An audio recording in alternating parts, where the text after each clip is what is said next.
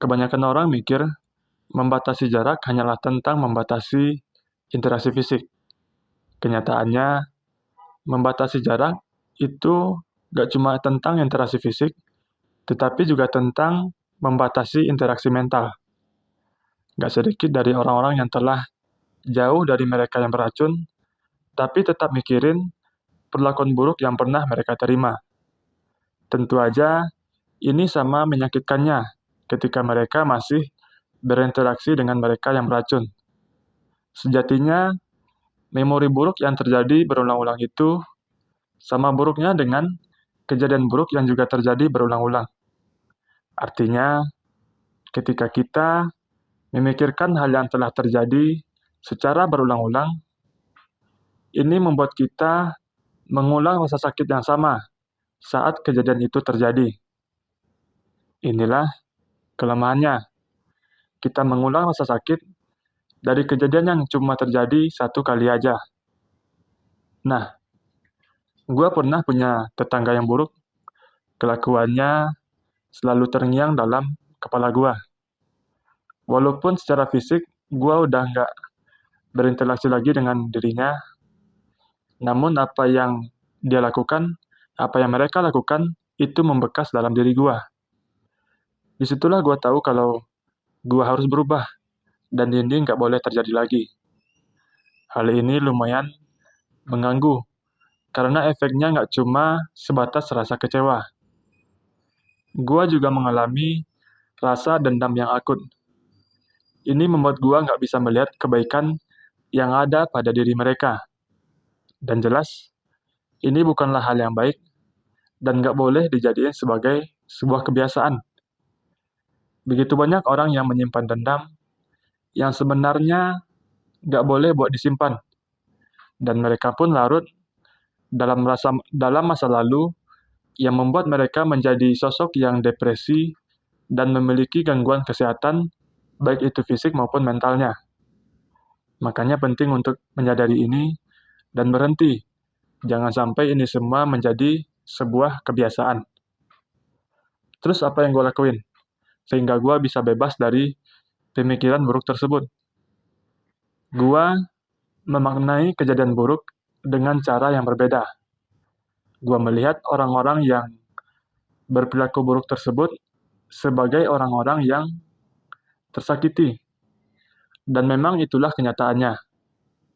Mereka adalah orang-orang yang tersakiti fisik dan mentalnya. Bagi mereka, hal tersebut adalah sebuah pembenaran atas kekecewaan yang mereka rasakan terhadap dunia. Gue juga pernah melihat kehidupan yang dijalani oleh tetangga gue. Ada berbagai macam masalah yang sedang dia hadapi. Hutangnya gede, rumah tangganya nggak beres, usahanya macet. Gue melihat adanya kewajaran atas apa yang mereka lakukan. Orang-orang yang tersakiti itu cenderung juga ikut atau ingin menyakiti orang lain. Berbuat buruk adalah obat bagi mereka yang sakit hatinya. Nah, dengan memahami ini, seketika rasa sakit hati gue terhadap perilaku buruk mereka itu jadi luntur. Gue nggak lagi mengharapkan sesuatu yang baik dari diri mereka. Gue melihat mereka sebagaimana adanya. Ini membuat keinginan gue untuk mengubah mereka itu jadi hilang. Gue pun jadi lebih tenang dan menjadi lebih sabar. Dulunya Viktor Frankl pernah dimasukkan ke kamp konsentrasi. Dia disiksa oleh berbagai macam siksaan. Namun hebatnya, dia masih bisa melihat sesuatunya dengan kacamata yang positif. Dia memberikan arti yang baik pada kejadian yang pernah dia alami. Arti itulah yang membuat dia menjadi orang yang lebih tenang, lebih berbahagia, meskipun berada di tempat yang tidak baik sekalipun. Benar, semuanya terasa sulit di awal. Tapi percayalah, semuanya akan menjadi semakin mudah seiring berjalannya waktu. Tidak ada yang langsung mudah, tidak ada yang langsung alami. Semuanya melalui proses yang bahkan tidak pernah kita sadari. Bagi sebagian orang, mungkin bermain bola terlihat mudah dan alami. Namun di balik itu semua, mereka nggak sadar kalau selama ini mereka telah berjalan puluhan kilo banyaknya. Aktivitas berjalan itulah yang membuat mereka itu menjadi lebih alami dan mudah saat bermain bola, walaupun mereka nggak melatih kemampuan tersebut secara spesifik. Penting untuk menyadari ini, yang perlu kita lakukan hanyalah terus bangun, terus berjuang, dan jangan sampai menyerah.